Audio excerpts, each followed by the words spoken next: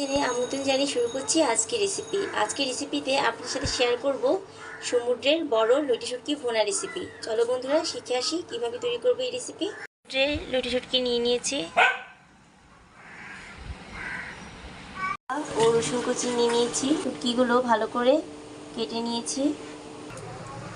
লটি শুটকিগুলো এখন ভালোভাবে টেলে নিব, শুকনো তাওয়ায় ভেজে নিব তেল ছাড়া।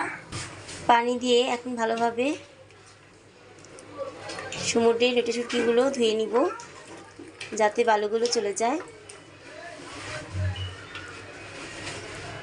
পরিষ্কার পরিচ্ছন্ন করে ভালোভাবে ধুয়ে নিয়েছি লটি শুটকিগুলোকে। ননস্টিক প্যানে তেল দিয়ে নিয়েছি, পেঁয়াজ ভেজে নিয়েছি। এখন আদা রসুন পেস্ট দিয়ে দিব, দিয়ে তেলে একটু ভাজা ভাজা করব।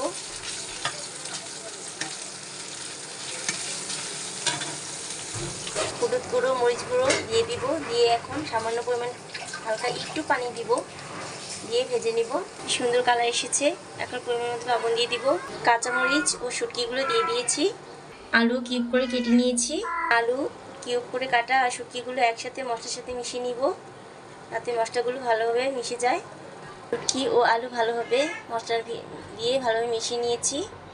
এখন পরিমাণ মতো পানি দিয়ে দিব। মশলা দিয়ে ভালোভাবে কষিয়ে এখন পানি দিয়ে দিয়েছি। এখন অপেক্ষা করব, কিছুক্ষণ পরপর নাড়াচাড়া করব যাতে মশলা শুটকির গায়ে মিশে যায়। সমুদ্রে লটি শুটকি ভুনা হয়ে গেছে। এখন কি সুন্দর কালার এসেছে, তেল উপরের দিকে উঠে এসেছে, তার মানে শুটকি ভুনা হয়ে গেছে। অতি সহজেই করে ফেলতে পারবেন এই রেসিপি। যদি ভালো লেগে থাকে সাবস্ক্রাইব ও লাইক দিয়ে পাশেই থাকবেন। ধন্যবাদ।